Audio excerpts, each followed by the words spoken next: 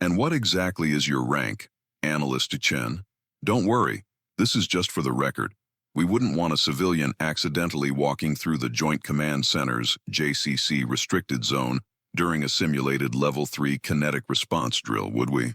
General Sterling's voice cut across the vast, subterranean JCC, heavy with manufactured amusement.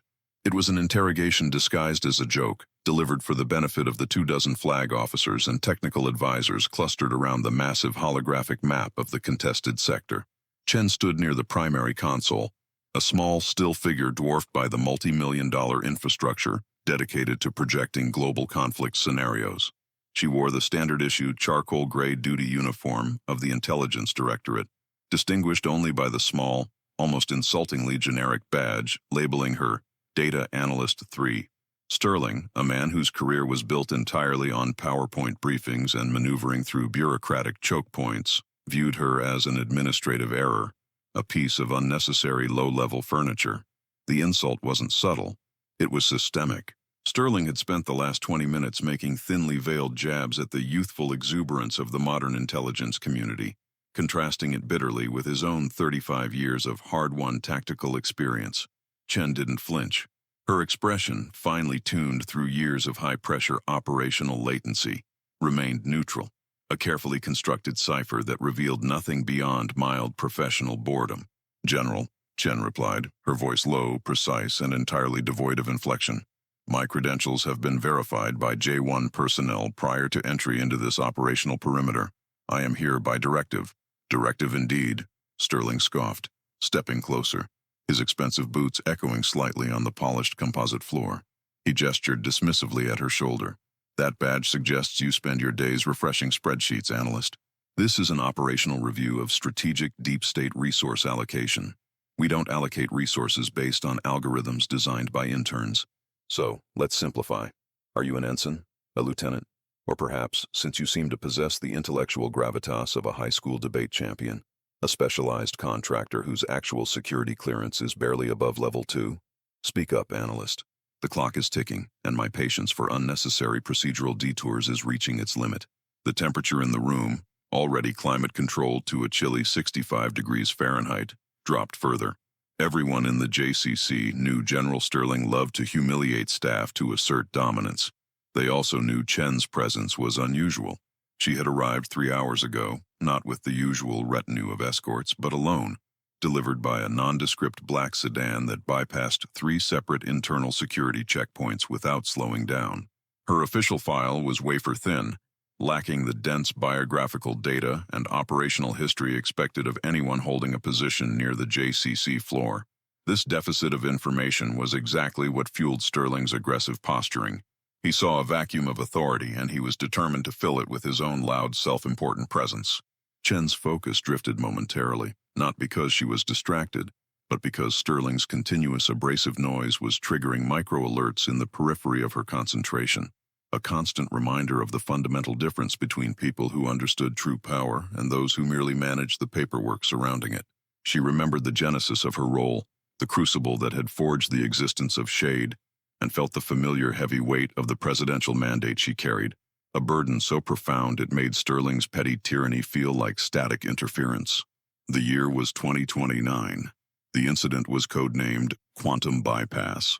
It wasn't a physical attack, but a calculated silent evisceration of the entire Western cryptographic backbone. An adversary, still officially classified as unidentified non-state actor Sigma, had achieved a full-spectrum factorization of the current 4096-bit encryption standard, rendering 20 years of secured communication and military planning entirely visible. The damage assessment wasn't measured in casualties but in terabytes of compromised futures. Every contingency plan, every operational deep dive, every nuclear failsafe protocol was suddenly available for hostile exploitation. The response was panic, followed by a silent institutional collapse. The president, operating from a deep bunker facility, bypassed the Joint Chiefs and the entire defense bureaucracy.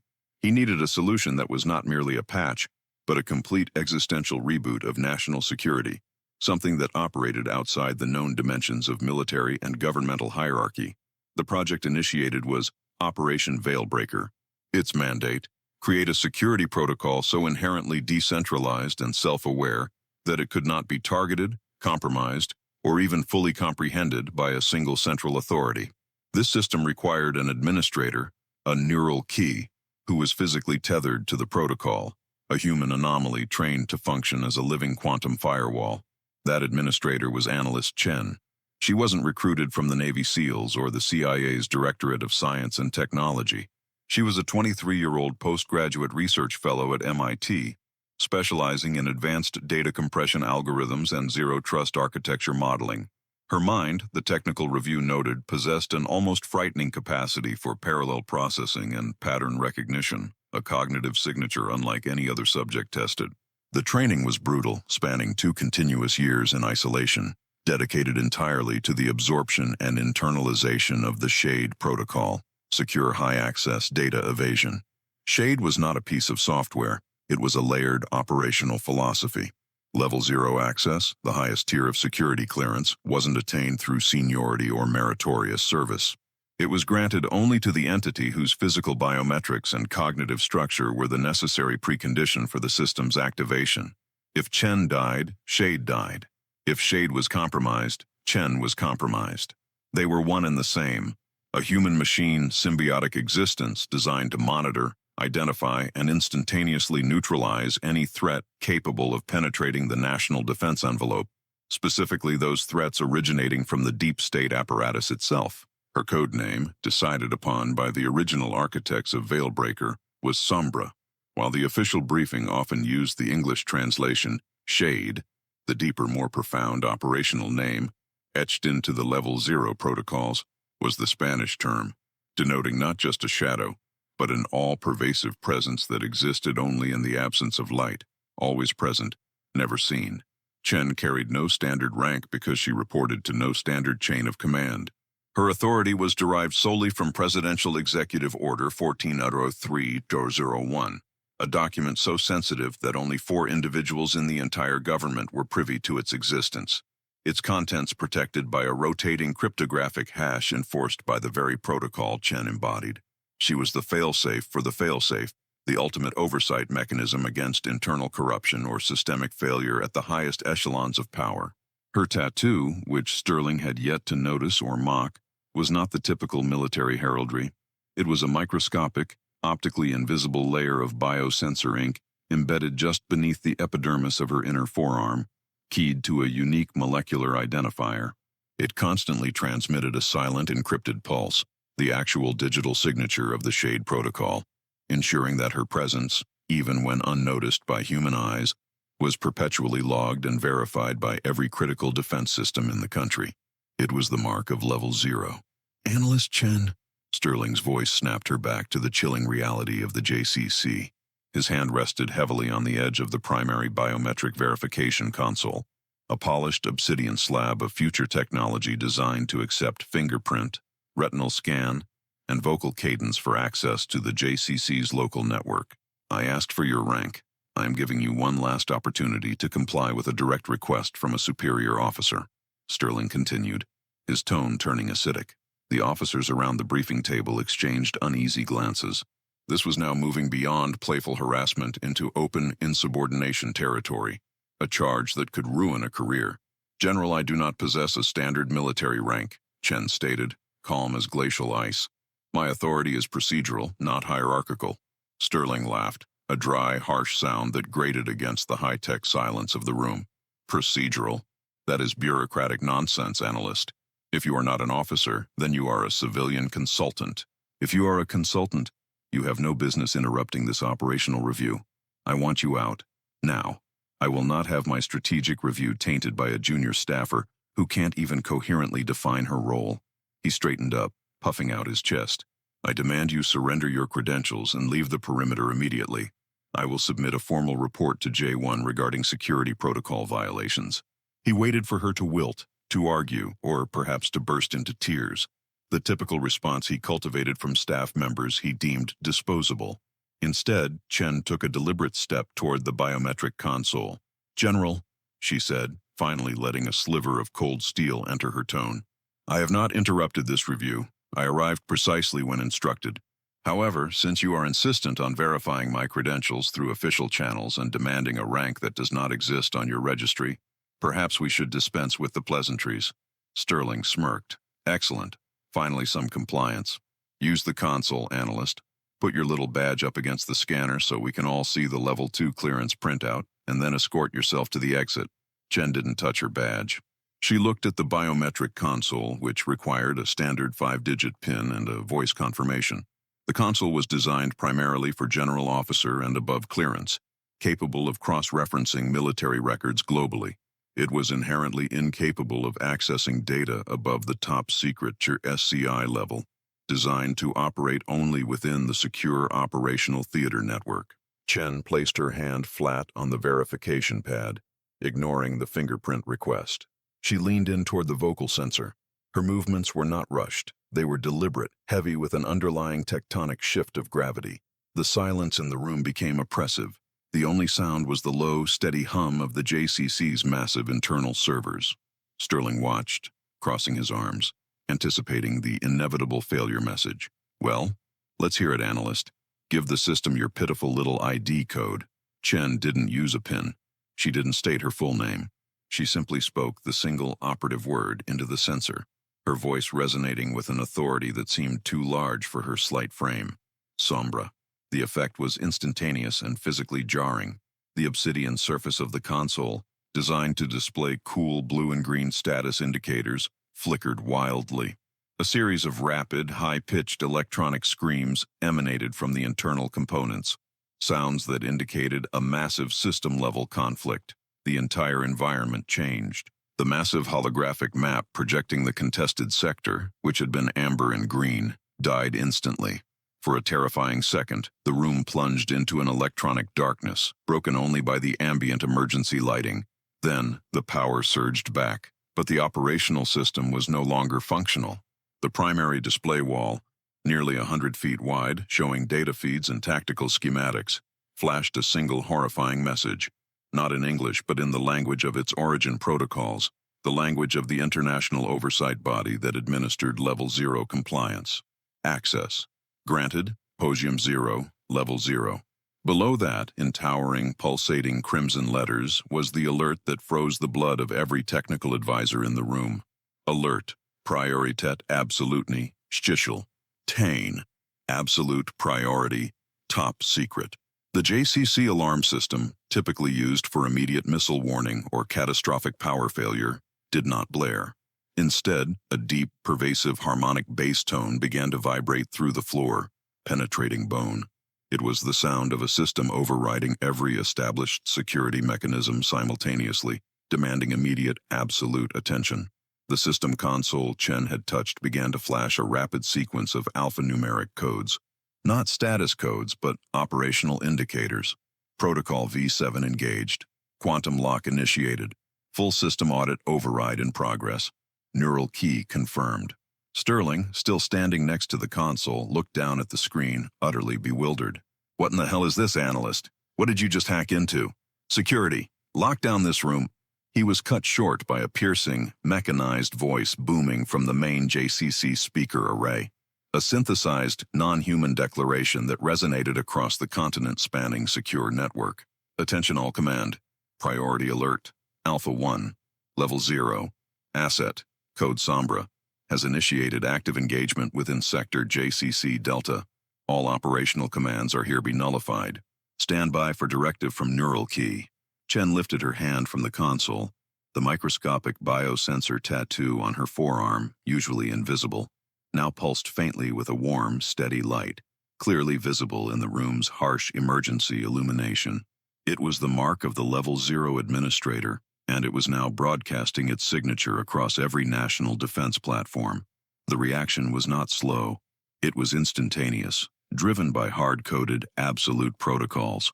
Within 3 seconds of the Level 0 declaration, the heavy blast-proof doors of the JCC, designed to withstand a tactical nuclear strike, slammed open with violent force.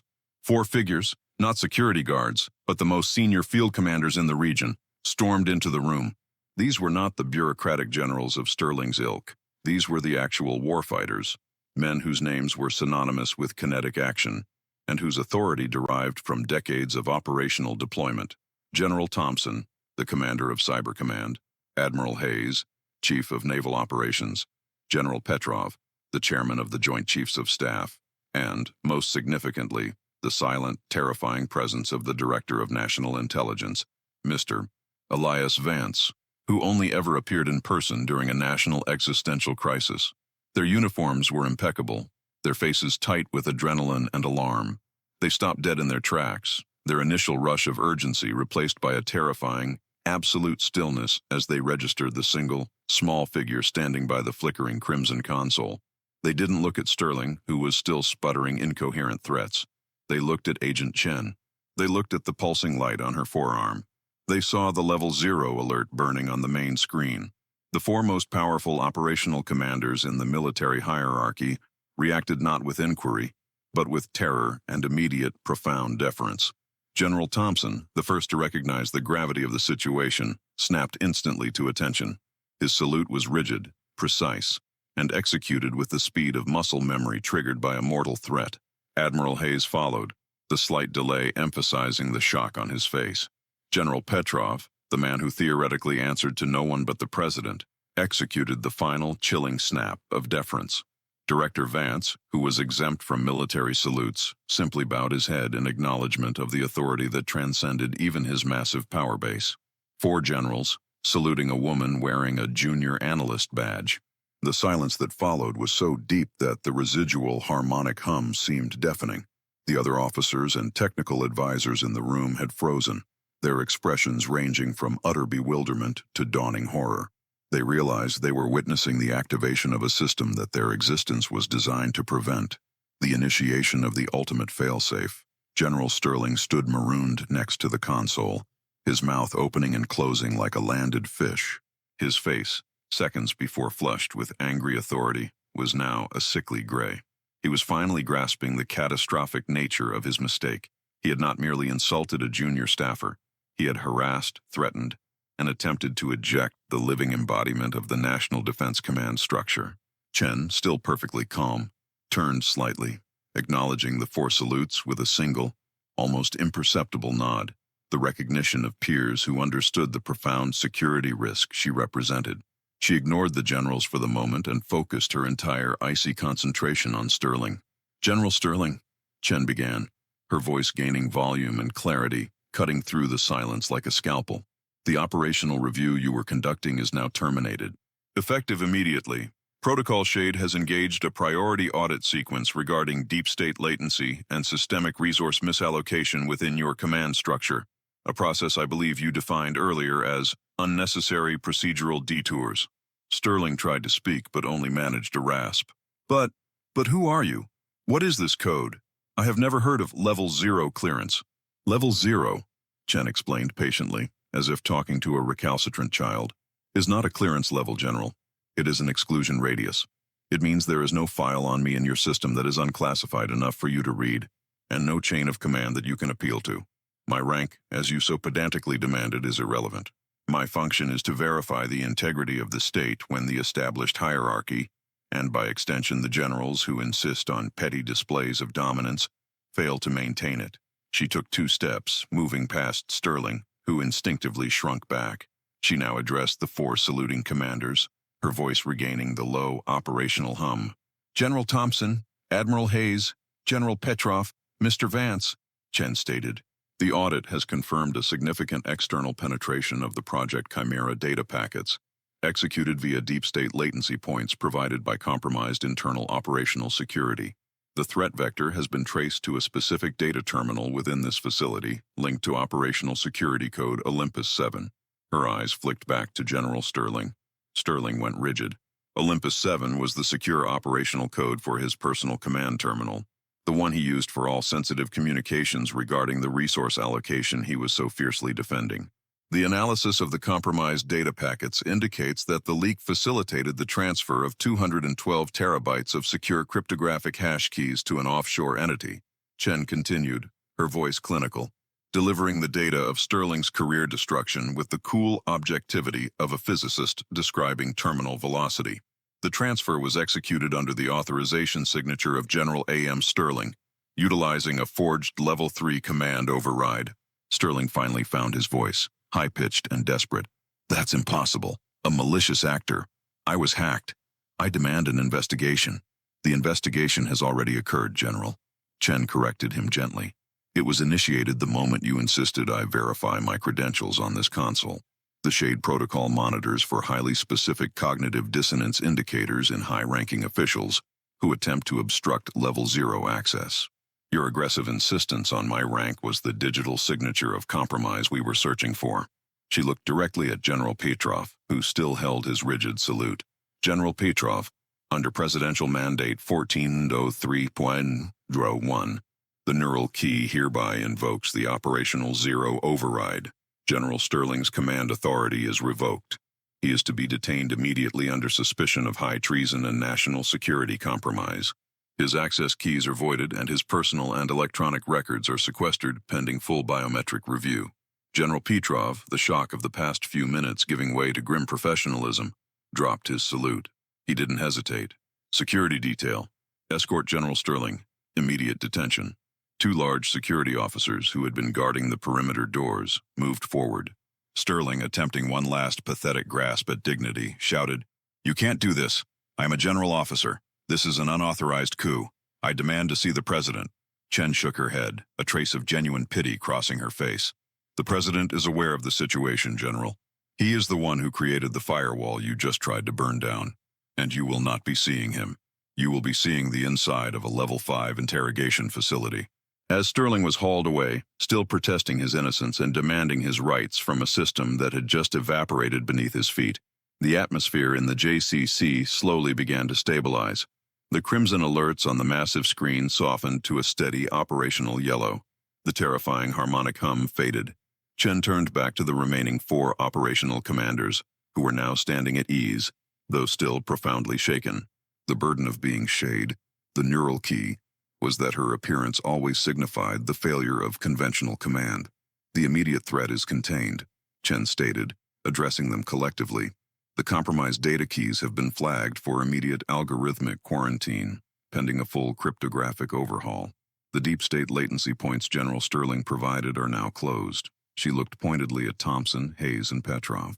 "I am here, commanders, not to disrupt your review, but to inform you that effective immediately, all operational parameters regarding resource allocation for Project Chimera will report directly to a secure, decentralized network administered by my authority for the next 48 hours. The vulnerability exposed by Sterling confirms that no single, centralized command structure can be trusted with data of this magnitude." There was no argument. They understood the gravity of the presidential mandate she carried. "Understood, Sombra," General Thompson replied, using the classified code name, the first time any of them had dared to speak it aloud. "The threat has been mitigated," Chen concluded, her professional duties fulfilled. "I will now disengage the active Level 0 override. Maintain full security lockdown on this sector until the cryptographic quarantine is complete." She walked back to the biometric console, placed her hand on the pad for the final time, and the system instantly confirmed the shutdown sequence. The crimson alerts vanished, replaced by the familiar cool blues of the standard operational network. She was just Analyst Chen again, the junior staffer, the quiet figure in the gray uniform. The microscopic tattoo on her arm faded back into invisibility. Chen nodded once to the room. Without saying another word, without a backward glance at the chaos she had instigated, she walked toward the JCC exit. No one moved to stop her. No one dared to. The 4 generals watched her go, their fear mixed with a grudging, absolute respect. She walked past the spot where Sterling had stood seconds before, full of arrogance and empty rank, and disappeared through the heavy blast doors, leaving behind a silence heavier and more absolute than the initial shock. The JCC had just been shown the true meaning of power, and it wasn't measured in stripes or stars, but in the cold, unyielding logic of a single, devastating protocol. If you believe respect is earned by blood and not by rank, type respect in the comments.